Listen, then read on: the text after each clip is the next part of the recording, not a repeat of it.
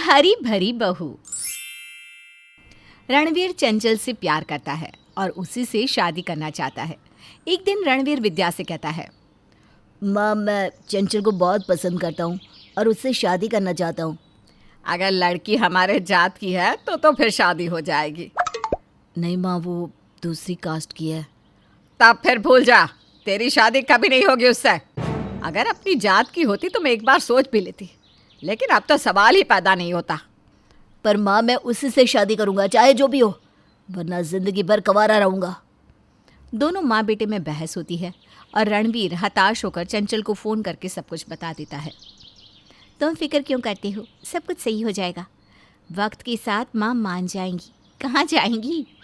दिन बीतने लगते हैं। विद्या रणवीर के लिए लड़की देखती है, लेकिन रणवीर एक भी लड़की को देखने के लिए तैयार ही नहीं होता। उसकी बढ़ती उम्र को देखकर विद्या के सभी रिश्तेदार उसे टोकने लगते हैं। क्या विद्या, बेटी की शादी नहीं करनी है क्या? 30 का तो हो गया रणवीर। मेरी बेटी की शादी मैंने 25 की उम्र में ही करती थी। ज़्यादा देर करोगी ना तो उसकी शादी होगी भी नहीं। हाँ, इस साल कर दूंगी। अब लोगों के ताने सुन सुनकर विद्या को भी चिंता होने लगती है। कहीं सही में उम्र होने के कारण रणवीर की शादी नहीं हुई तो मेरा तो वंश ही आगे नहीं बढ़ेगा।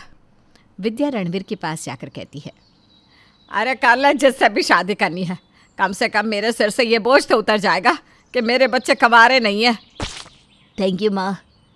विद्या के मान जाने के बाद रणवीर की चंचल से शादी हो जाती है। चंचल अपने नाम की ही तरह चंचल और मिलनसार होती है। ससुराल आने के साथ ही चंचल सबका मन जीत लेती है और विद्या के पूरे घर को संभाल लेती है। चंचल की पहली रसोई में विद्या कुछ रिश्तेदारों के साथ साथ अपनी कुछ सहेलियों को भी घर पर बुलाती है। चंचल राजस्थानी खाना बनाती है, जिसमें मिस्सी रोटी, गट्टे की सब्जी, पकोड़े की कढ़ी, भरवा मिर्ची, दाल चावल और मिक्स वेजिटेबल बनाती है। वो सभी को खाना परोसती है और भाग भाग कर बार बार सबसे पूछती रहती है, किसी को कुछ लेना होगा तो बताइए। हाँ बहू, खाना तो बहुत अच्छा बना है। पहली बार राजस्थानी खाया है, मन खुश हो गया। पापा, अब तो रोज़ ये स्वाद खाने को मिलेगा। अच्छा हुआ भैया ने अपनी पसंद से शादी की, वरना ऐसा खाना हमें कहाँ खाने को मिलता। विद्या, तुम्हारी बहू तो बहुत मिलनसार है। दूध में शक्कर जैसे घुलती है ना, वैसे ही एक ही दिन में तुम सबसे इतना घुल मिल गई है। बहू, क्यों ना तुम हमारी कमेटी ज्वाइन कर लो। हमारी कमेटी में तुम जैसे लोगों की बहुत ज़रूरत है। हाँ, क्यों नहीं। मुझे भी सबसे मिलना जुलना बहुत पसंद है। वैसे मैं मारवाड़ी युवा मंच की मेंबर भी हूँ। रोज़ कोई ना कोई फंक्शन होता रहता था वहाँ, और मैं ही ऑर्गेनाइज़ किया करती थी सब। वैसे अभी सावन महोत्सव होने वाला है। डांस, मेहंदी प्रतियोगिता होती है और सावन क्वीन को प्राइज़ भी मिलता है। सच में? तब तो बड़ा मज़ा आएगा, मैं भी आऊँगी वहाँ। दिन बीतने लगते हैं और चंचल सबके दिल जीतने के साथ साथ घर की जिम्मेदारी भी बखूबी उठा लेती है। इधर रागिनी चंचल को अपनी कमेटी का मेंबर बना लेती है। सावन फंक्शन के लिए चंचल घर में डांस की प्रैक्टिस करने लगती है। भाभी, हर बार मैं ही जीती हूँ और इस बार तो आपकी टक्कर मुझसे है। देखती हूँ। वैसे जहाँ चंचल हो वहाँ कोई और जीत ही नहीं सकता।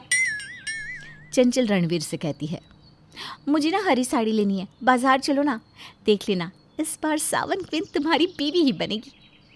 तुम तो पहले से ही मेरी क्वीन हो।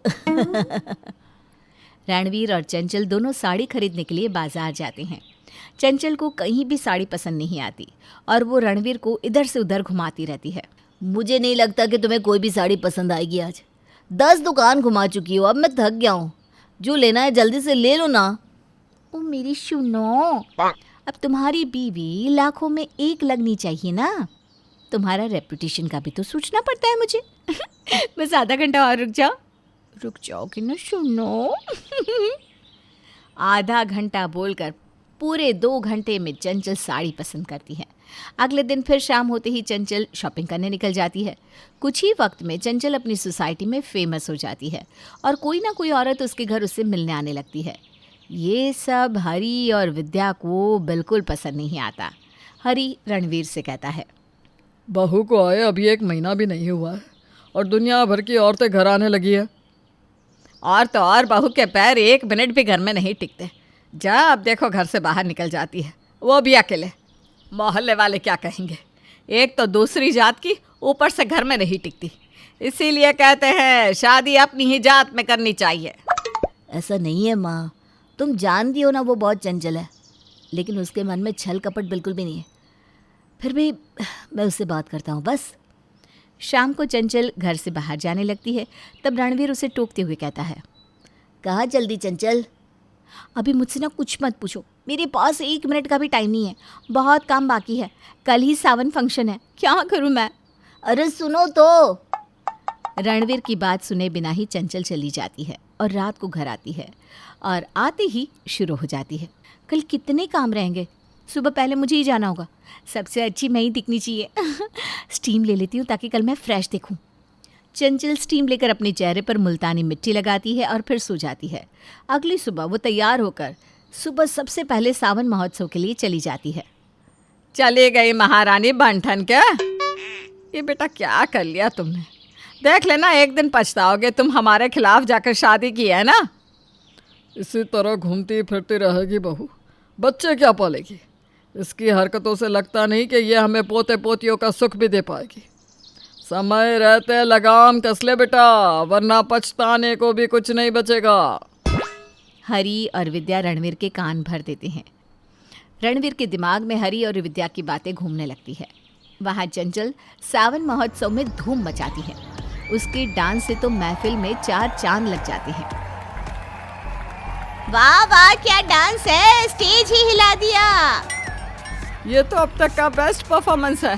हर बार तुम ही ऑर्गेनाइज करोगी सावन महोत्सव।